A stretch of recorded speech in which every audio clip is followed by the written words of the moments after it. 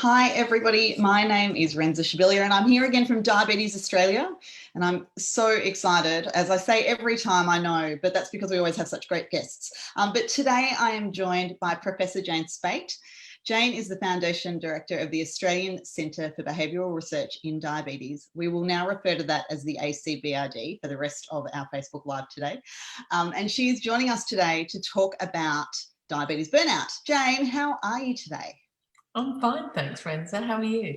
I'm very, very well, and I'm really pleased that you have joined us. I know that I've been trying for ages to convince you to come and do this, so I'm thrilled that we finally have you captive in a Zoom in a Zoom window. So thanks for joining us. Yeah, welcome to my home.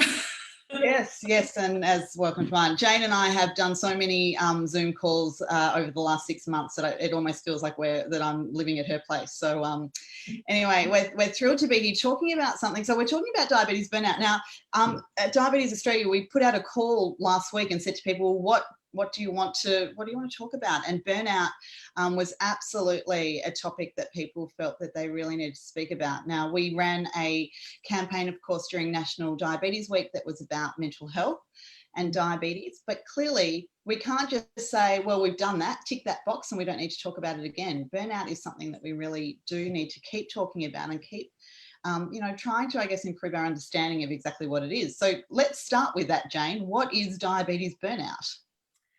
It's a really good question, Renza, and there's not actually any great definitions of that. Okay. You probably knew I was going to say that.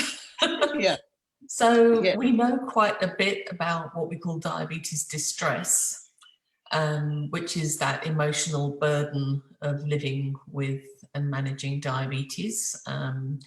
Diabetes distress being an amalgamation of emotional reactions that are usually pretty negative, things like worry, guilt, frustration, stress, sadness maybe, anger.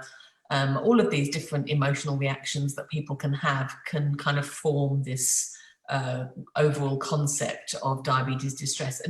And importantly, that those emotional reactions are specifically about diabetes. They're not just how people are feeling every day in their general lives, but they are how they're reacting to living with and managing diabetes. Now, what we understand about diabetes burnout is that it's kind of the more extreme end of that diabetes distress that people are experiencing. So it's when diabetes distress can range from mild to severe, and we know a bit about that. But exactly how we define burnout, and on that spectrum is sort of a bit unclear, but we know it's at the far end of that extreme where people are just really over, as we might say in colloquial terms, we're just over it, over having diabetes. So it's really, I guess, largely about those feelings of overwhelmed, a feeling that you can't really do diabetes anymore, that you don't really want to, and that you're just kind of backing out of it. And I think that's kind of how we might define diabetes burnout. Yeah. So thanks, Jane. That's a really good way, I guess, to set the scene for what we'll be talking about today. Now, hi to everybody. We've got people starting to join us, which is wonderful. Now, as I always say when we're doing these Facebook Lives, these work best when they're interactive. So we do have some questions that we've put together, but we want to answer and ask the questions that you pose to us. So please don't be shy. You can use the comment section, obviously, underneath the video that's playing. If you have got a question that you would like to ask privately, please just send a direct message to Diabetes Australia, and we can ask that question and you won't, we won't know who's asked it. So that's absolutely fine. We can do that. Now, Jane, what you were saying, it kind of makes sense about diabetes, though. Like, it makes sense that we feel burnt out, or, that we lack motivation at times, that we just can't, we feel we can't do diabetes anymore. I've lived with type 1 diabetes for 22 years now. There are, moments, short and some of them not too short, where I really have struggled to do that. Is this something that is experienced by a lot of people with diabetes? I think the diabetes distress is experienced by a lot of people with diabetes. And like you say, that happens at various points in life, it's really understandable that it happens when you think about the realities of living with diabetes. This isn't just a single thing that you can do in 5 minutes, put it in your pocket or to the back of your mind and get on with the rest of your day. You know, of all of the chronic conditions, it's probably the one that has the most burden in terms of just the amount of thought that goes into it every day, the number of decisions that need to be made, the problem solving, the frustrations, because it doesn't always go to plan. In fact, it hardly ever goes to plan. So, you know, the amount of, you know, thinking it through and, oh, well, why isn't this working the same way that it worked yesterday? That's just really frustrating and it feels unfair. So, you know, there's a degree of burden from just feeling like I'm doing all the right things. I'm getting, you know, I'm putting the effort in. Why aren't I getting the results? And I think that that is incredibly burdensome for people to live with on a daily basis. So, you know, like I say, you're not talking about something that people can just kind of do and forget for another few days or another few weeks or until their next GP appointment or something. Actually, this is, you know, pretty much every moment of the day. So, you know, there's an awful lot to it as well, isn't there? You know, there's the monitoring, there's the taking insulin or medications, there's thinking about foods that you're eating or not wanting to eat, or, you know, if I don't want to eat for the next few hours, am I going to be safe? Am I going to end up having a hypo? There's all of these things, and it's essentially about, you know, coping with all of that and managing to kind of feel okay on top of doing all of those things that you need to, trying to get the results from it that you want to get for long-term health and for short-term health and safety for that matter, and not feeling overwhelmed or brought down by it all, because it is a lot to do. It's a full-time job on top of, you know, what is a full-time job of just getting on with life, you know, whether that's your family or your work or your studies. You know, you've got other things to do in your daily life other than managing diabetes. So it's an incredible burden for people. Yeah, I think that that's such an important point to make. And I'm always so grateful, I guess, when I hear researchers and academics and healthcare professionals acknowledging just how burdensome diabetes can be. You know, the fact that it is relentless and that there is so much involved. As you said, it's not something that you just sort of do and then you can pack it away. It's there all the time. So is there are people of a certain age more likely to experience burnout? Do we know if there's certain periods, or, you know, what are some things that people might want to think about that?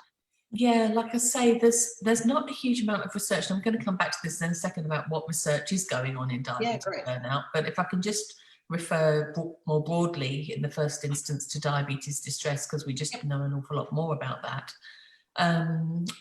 You know, in terms of how many people are experiencing it, it's anywhere from about 1 in 5 to 1 in 2 people might be experiencing diabetes distress, and that's dependent on a lot of things. So it is dependent on the person's age, on their type of diabetes, on how they're managing their diabetes, on whether they're male or female. All of these factors come into play in terms of seeing the extent to which that person might be experiencing diabetes distress. So, for example, we know that younger people experience more diabetes distress, or more likely to be experiencing diabetes distress than older people.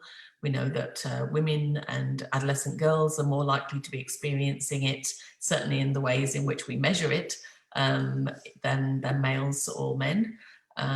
We also know that people who are using insulin to manage their diabetes are more likely to be experiencing diabetes distress. And in fact, the more intensive the diabetes regimen, the more likely people are to be experiencing diabetes distress generally. So, you know, and for all the reasons that I've already talked about, that makes total sense, doesn't it? The more burden there is in terms of the regimen, then of course there's more opportunity for feeling overwhelmed or frustrated by it and so on.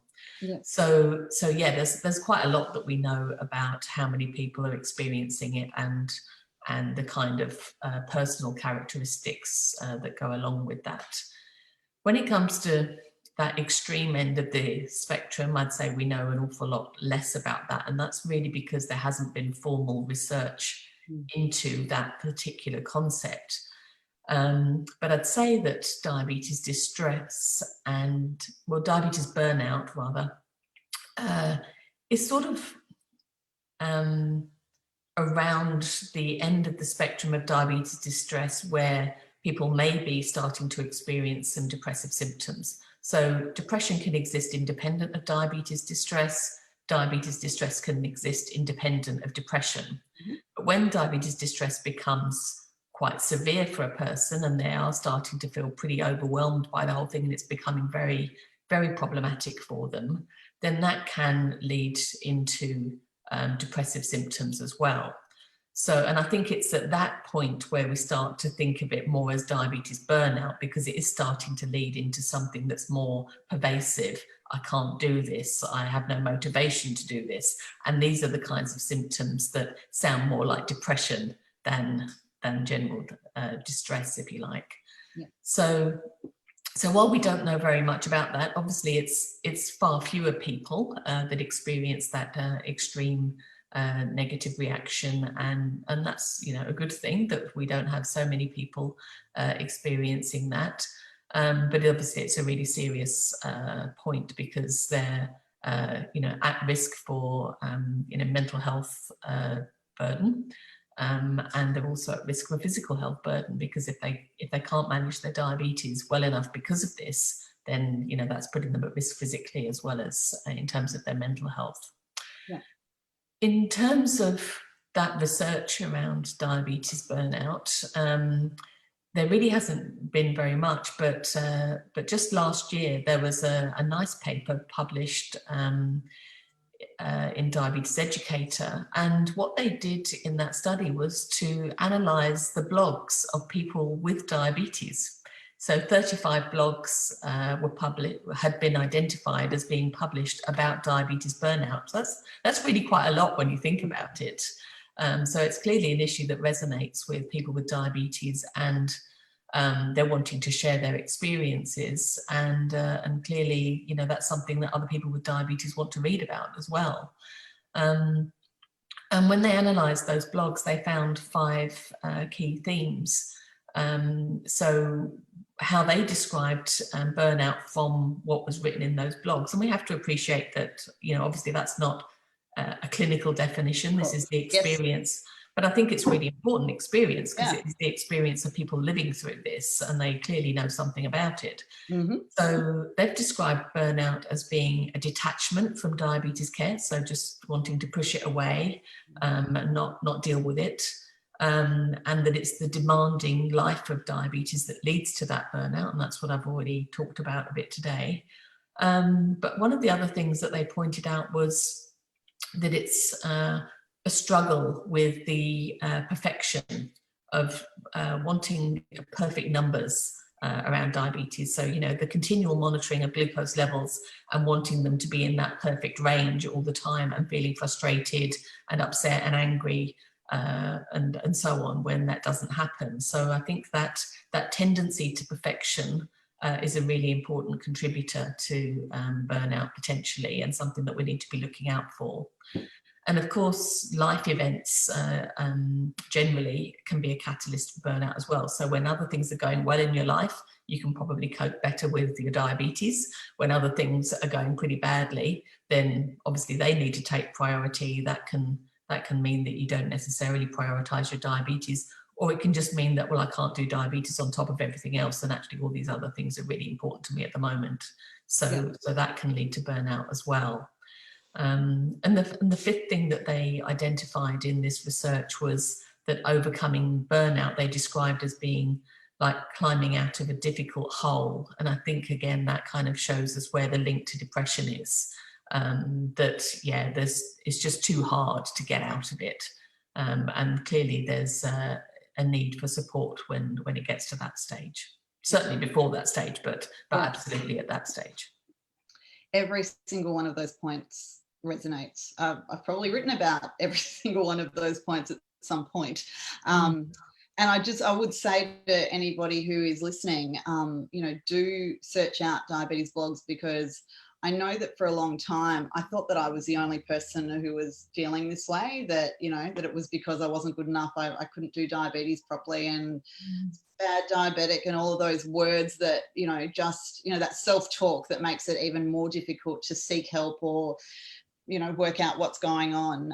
It was reading and speaking with other people with diabetes. Oh, okay, so this is a thing, which means that my health professionals can probably help me about it, so I can go and talk to them. But all right, we have a couple of questions. So you mentioned, Jane, about when people are using lots of technology or having a more intensive diabetes management plan, that often can increase distress. And we've got a question saying, any advice for coping with CGM alarm fatigue? So just a reminder to everybody, CGM is continuous glucose monitoring, which provides glucose readings every 5 minutes, and they're lovely little devices. They do a brilliant job, but oh my goodness, they're noisy. They will tell you when you're too high, when you're too low, when you're dropping too quickly, when you're rising too quickly. They can be quite noisy. So how, that obviously can contribute to feeling a bit overwhelmed with everything. Have you got any advice for how to cope with that? Well, I'm going to put that question back to you, Renza, because you live with diabetes and you do use a CGM. So, has that been an issue for you, and how do you deal with it? Yeah, it has. Of course it has. So when I am feeling not especially, I think, firstly, I just want to say, I really appreciate what you said about when there's other really difficult things happening in life, it does translate to diabetes becoming more difficult. When I don't, the second that I don't feel resilient or robust enough, that translates to, okay, well, I'm just not going to deal with diabetes as much or at all right now. And this really translates actually into this specific thing. When I feel that I can deal with diabetes, an alarm is an alarm. It's telling me to do something. I do it, and then I move on. But when I'm not feeling like that, when every single diabetes moment feels bigger than life itself, those alarms feel like somebody's screaming at me that I'm doing a bad job, that I have failed yet again, that I don't know what I'm doing, that I can't dose insulin. I've been giving myself insulin for 22 years. I'm still getting it wrong. So the way that I cope with that is that I know that there are moments where I'm okay to have all the alarms on, but I customize the alarms so that when I'm not feeling great, I just have the bare minimum. So the ones that will alert when I'm going to be low or when I am low, to try and prevent that from happening as much as possible. And I don't worry about the other ones and just deal with that, and I know that, my diabetes management might not be as great as it would be when I feel that I can do it, but at least I'm doing something still. But that is such a real thing. That data overload and the alarm overload from technology can be quite overwhelming. Yeah. Now we have a question. So can I just respond to that? Because I think you've brought in two really key issues there. And the reason I asked you for your response to that is because I do think that the answers come from the person living with diabetes. So, I'm just a researcher and I only know what people tell me about their experiences. So I think it's really important that you've identified a couple of things there. One is that you just do the bare minimum. So you allow the diabetes, management tasks to happen, but you don't immerse yourself in them. You just go, okay, the alarm's going off. Do I need to do something? Don't I need to do something? The second thing is that you don't allow your negative self-talk to take over. So the idea that that alarm is telling you something bad, and judging you, I think is really kind of a key thing that happens when when someone has diabetes distress or burnout, is that they start thinking that there's more meaning to something than there actually is. So I think trying to scale it back to doing minimal things, nibbling around the edges of managing diabetes, just doing the bits that are absolutely essential, and reframing your thinking about things so that you just see a number as a number and don't see it as a judgment. And I think we'll come on to a bit of the language stuff, because I think that's really important. Always. It is really important in this area where we just need to focus on what is it telling me, what do I need to do next, not this is a judgment on how I'm managing my diabetes overall. Oh my God, everything I do is completely useless. Everything that I have been doing has been completely not worthwhile. None of it's making any difference. Just try and, scale back that kind of thinking to, this is just a number. It's telling me that I need to do something, or it's telling me that everything's fine and I can carry on. Yep. So I think that's a really kind of important, thing to be thinking about.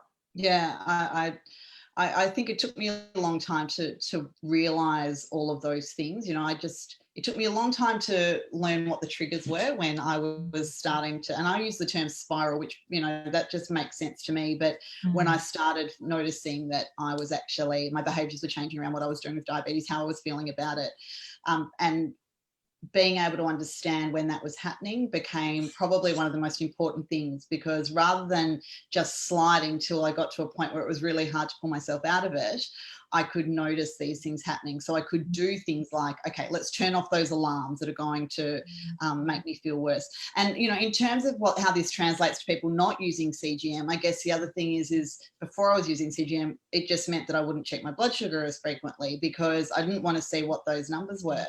And, you know, it's not only people who are using, you know, technology such as CGM that experience burnout from the tech. It's anything to do with any of the diabetes management stuff that can affect that. Yeah, that's right. Look, and unless, you know, hypoglycemia is a very specific problem for you, then you'll probably be fine for a few days of not, you know, worrying about those alarms or switching them off for a while.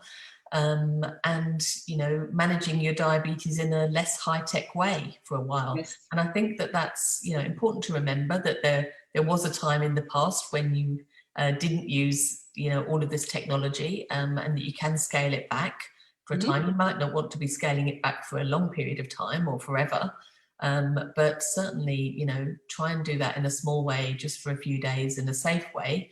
And if you're going to do that, make sure that, you know, your family and friends around you are aware of it, so that they can perhaps be, you know, a bit more mindful of looking out for you and with you, if that's something that feels appropriate for you. And certainly, you know, have a chat with your health professionals if that is something that you want to be doing for, you know, a slightly longer period of time, to make sure that you can do it in a safe way and with their full support, because, you know, ultimately they are there to support you in however you want to be managing your diabetes. Yeah, absolutely. Now, Jane, you mentioned language. Let's just talk about that a bit. And probably won't only be a bit. So I should just preface this with many of you might know that Diabetes Australia has a language position statement that was launched, Jane. It was 9 years ago this month, so it was a while ago.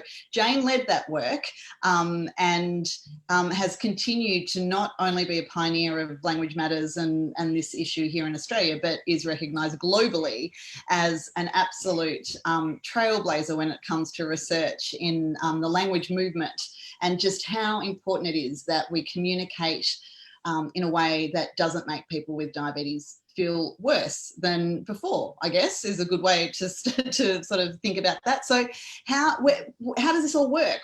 Language burnout, language distress, where does it all intersect? Yeah, good question. Look, thank you for that kind introduction on this topic. You know, you are as much of a trailblazer on this as anyone else. And I don't see myself as a trailblazer. I see myself as someone who's, you know, put her head above the parapet to say that this matters. And that's really all I've done, is to just try and raise awareness of that. And I think we just need to continually be raising awareness of that. And plenty of people around the world are appreciating the importance of that and raising awareness in their own countries as well, which is a great thing. It is, yes. Why does language matter when it comes to diabetes? Well, language matters in everything, because the way that we use our words frame how we think about things, how we feel about things, and how others think and feel about things. And importantly, it frames how we behave as well. So if we think and feel in a certain way, then that's going to influence how we behave. So are we prepared to do something? So if we take blood glucose readings as an example, because we're on that theme of continuous monitoring, blood glucose monitoring and so on, you know, if every time you're looking at the numbers on your continuous glucose monitor, and you're doing that a lot of times a day, or even just with a finger prick several times a day, if you're thinking about those numbers being, you know, good or bad, that's going to put you into a certain mindset of, you know, and if it's good, that's great. That might be giving you a bit of a high, that everything's going pretty well, that, you know, that all the things you're doing are managing to work out nicely. But if you're seeing those numbers as, you know, less than optimal, you know, they're not in the target range that you want them to be, and you're thinking of those numbers as being bad, that's going to give you, a much more negative mindset than it's just out of target. I think that judgment is really important for making people feel bad about themselves, about the extent to which they're doing everything well enough or not well enough. They feel like they're being judged on it. That it's some kind of test that they're passing or failing, and they're doing that several times a day. So I do think that this way of thinking about the diabetes numbers that you see on a glucose meter and the way that we talk about diabetes generally has a really big impact on how people feel about managing their diabetes. And ultimately, that's what can lead to diabetes distress and burnout, is that kind of, like you say, Renza, it's a cycle or a spiral of, feeling bad about it means that, potentially you do less of it, which then potentially means that the outcomes get worse and so on. So that's why I think it's really important. So it's about how we frame things. When those numbers are, in that range that you might think of as bad, then you're thinking that your diabetes is off track.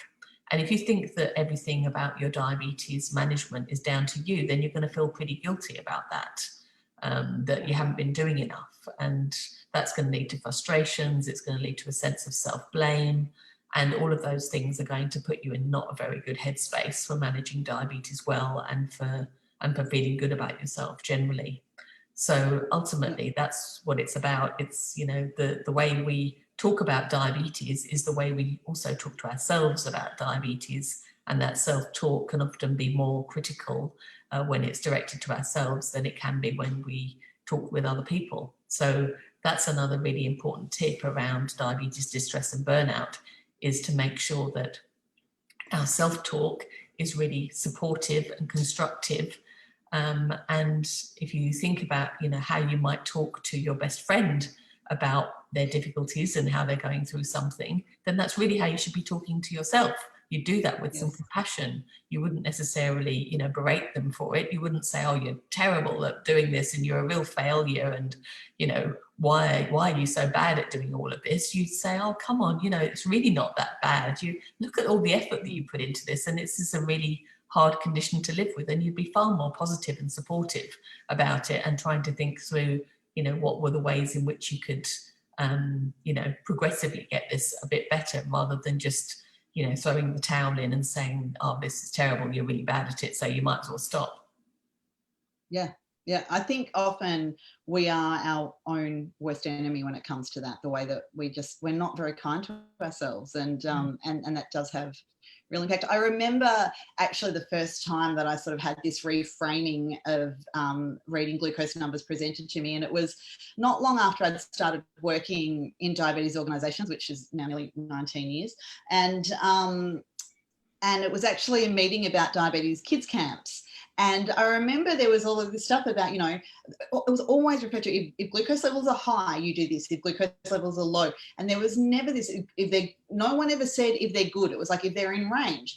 And I just remember thinking, wow, I asked somebody about it and they said, we don't ever use good and bad because it's a judgment. It becomes a judgment call. And the people, and even if we're only meaning to be talking about the numbers, it translates to people hearing that as I am good or I am bad, and that the repercussions of that, I think, they are really significant. So it just really, there's small changes, but they actually do have big impacts, I think, which is really very important. So let's talk about how we actually manage living with, or how do we actually, let's go back a bit. Let's talk about how we can, what sort of conversations we should be having with our healthcare professionals if we're feeling like this. Is this something that we speak to our GP about, to our diabetes team, to everybody? Can they help us? Do we need to see a psychologist? Who is it who can really help us through wherever it is on that distress all the way through to burnout spectrum? Yeah, I think it's really important to, first of all, talk with maybe your closest family or a close friend, first of all, about how you're feeling. I think if you feel that this is actually a big issue for you, then talking with your regular health professional, whoever that might be, is the next port of call. And they might not be bringing this up with you. It might be something that you have to be quite proactive about and say the next time you see your diabetes educator or your endocrinologist or your GP, whoever, I'm really kind of struggling with my diabetes at the moment and how I'm feeling about that. And I'd really appreciate just having a couple of minutes to talk about that with you today, as part of the consultation, or if you've booked a special consultation to talk about this. I do think it's important that you talk about it with your diabetes health professionals, because they understand diabetes. And so, they are going to be the ones who are going to be able to appreciate the burden of it, because they really do understand diabetes. And B, they're going to be able to help you with some strategies around, scaling back the diabetes management tasks to something that feel manageable while you go through this. And thirdly, mixing my medical AB, thirdly. Yeah, we know. So thirdly, they can, support you in terms of emotional health, but they can also refer you on to specialist mental health professionals who can help with this. So I think diabetes distress, generally it's something that diabetes health professionals can help with. Like I say, they understand diabetes, they understand mental health, and they can bring these two things together to support you. But when it comes to the more severe end of diabetes distress and this burnout, then potentially is something that you probably need to see a mental health professional about, and preferably someone who does have some expertise or some understanding of diabetes, so that you're not having to go through Diabetes 101 in your first session with them.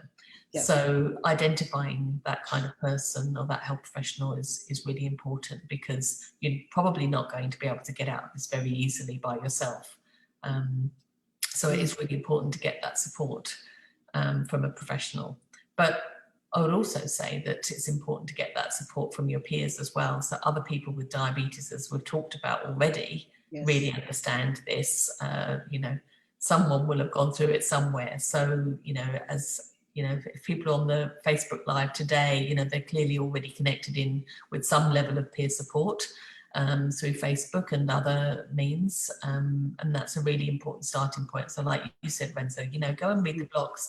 If that really feels like it's resonating with you, oh yeah, that's exactly how I'm feeling, or not exactly, but yeah, close enough, or then I think there's definitely good cause to be talking about that with people with diabetes who understand it, but also going to seek out professional support where you can.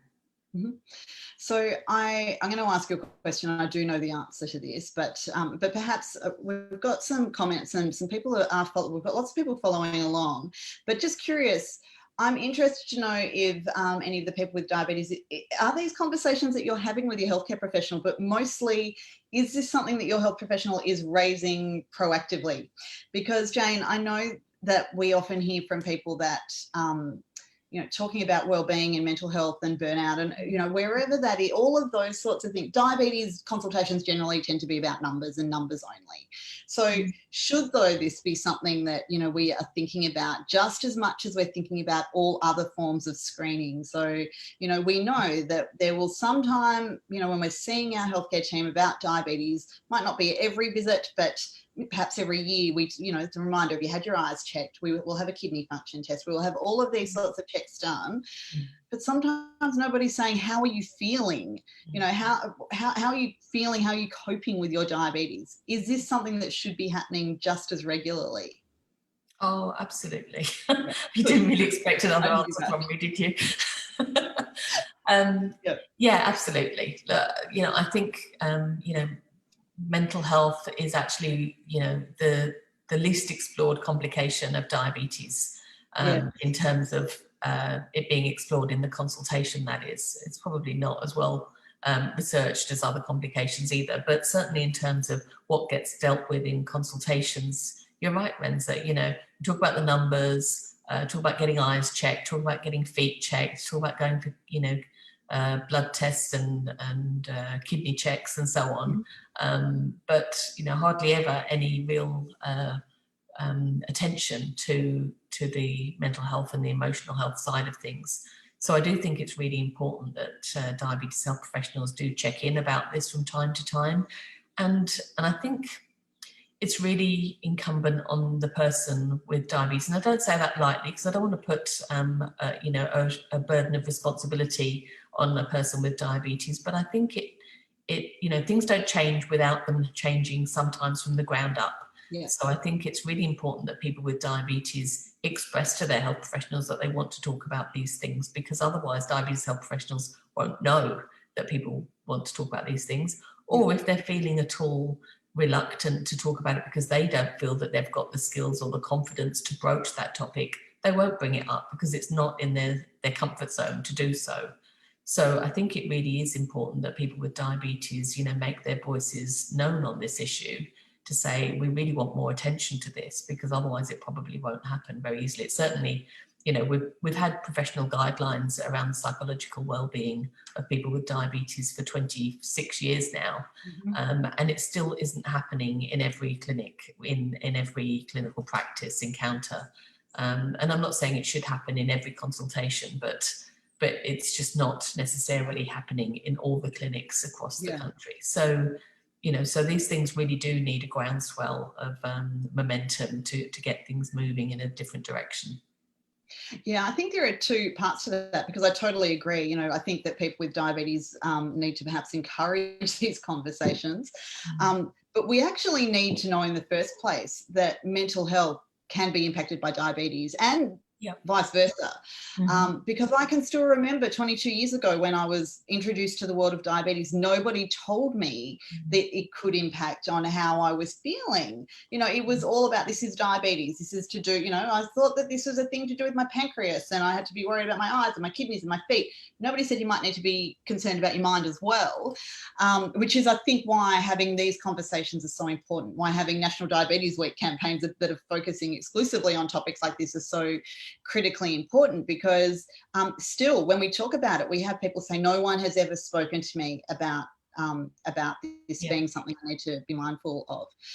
I'm very fortunate that I have an endocrinologist who starts every single clinic visit that I have with her starts with, how are you feeling? And it's not a throwaway comment. It's not a, oh yeah, I'm fine. It's a, it's a, how are you coping? And coping sounds a bit negative to me sometimes, but I, we have this, it's a 19-year relationship. So, I feel very comfortable with her, but I know that we won't be talking diabetes at all in that appointment if I say to her, I'm not coping. I can't do diabetes at the moment because I'm just feeling so worn down. And that needs to be fixed before I can even start to think about how I manage the fact that I'm, having high glucose levels every morning or whatever it might be. So these conversations need to keep happening. There is a hashtag diabetes psychology matters, and we need to really, really just keep talking that. Now, we literally have 5 minutes before we've got to go.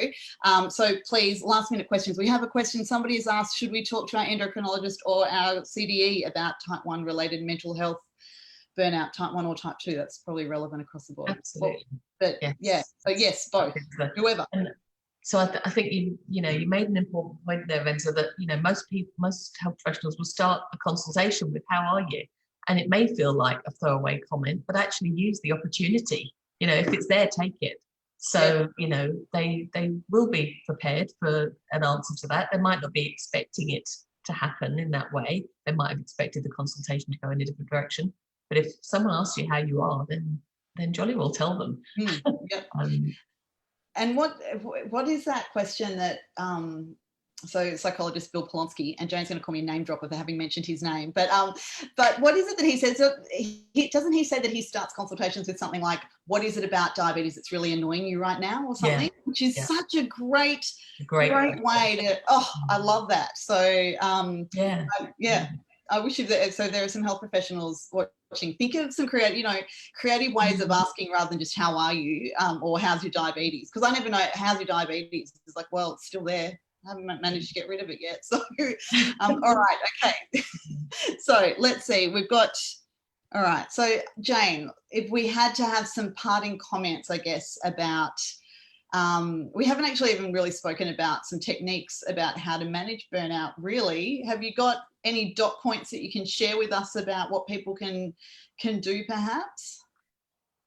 Well, I think we have scattered them throughout this Yeah. Yeah. conversation. So it's, it's about scaling things back. It's about having, a manageable, shift the goalposts. Don't think that you have to do all of diabetes or that it has to be perfect. Things are overwhelming when people are, in burnout. It's because they're overwhelmed by everything. So of course you've got to remain safe with your diabetes. You don't want to get to a place where it's not safe. So just nibble around the edges of, the things that are important, essential to do. But don't dwell on, big goals, and don't dwell on perfectionism. That's really important. Yeah. Reframe the thinking. We talked about that. So, don't spiral downwards into that negative self-talk. Just think about, what is this telling me, in very objective terms? Is it telling me that I need to have a snack? Is it, is this glucose reading telling me that I need to take some insulin? Is this glucose reading, telling me that I maybe shouldn't get in the car and drive at the moment? What is it telling me that's useful for me to know in the next few minutes or hours? If it's not going to tell you something useful, then maybe just don't check that reading at that particular point in time. So, don't dwell on doing things that are, doing them for doing them sake.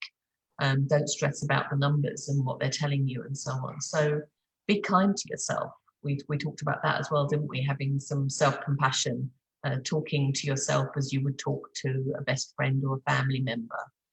And we also talked about looking out for some support. So whether that's from your family, from your diabetes health professionals, importantly from mental health professionals, if it really is, severe end of diabetes distress and burnout, then you probably do need some support from mental health professionals. And don't be afraid of that or ashamed of that. It's perfectly reasonable and acceptable that from time to time diabetes just, gets too much and you need some support with that. So I think those are kind of my top tips for dealing with this kind of thing.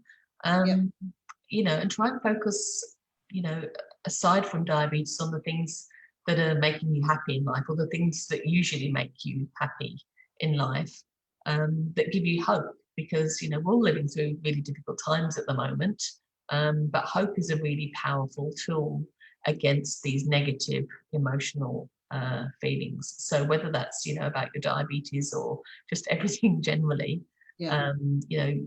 focusing on these more positive aspects of life are going to be the things that help you to pull out of that sort of black hole that we've talked about. So so important and so useful. So I would actually suggest, and Emily will now put this perhaps in the chat, the link to headsupdiabetes.com.au, which was our National Diabetes Week campaign. There's some really great information there. Jane, thank you so much. We will have you back, because I feel like we have just scraped the surface of this topic. And I know that it is something that people with diabetes are wanting to speak about. Our campaign during National Diabetes Week, which Jane, you and your team helped us to put together, was hugely successful in that it resonated with people living with diabetes, not just in Australia, but around the world. I spoke about it just the other day with a group of diabetes advocates from all over the globe who all knew it and were all so impressed with it. I want to finish, though, today with a quote from Michelle, who says, "After 48 years of living with type 1 diabetes, I take one day at a time. Goalposts move daily, sometimes depending on how I am feeling." And I love that. I think that that's something to remember. There is nothing static about living with diabetes, which, sometimes makes it difficult, but a day at a time is really, really important. But thank you so much, Jane. I really appreciate this chat.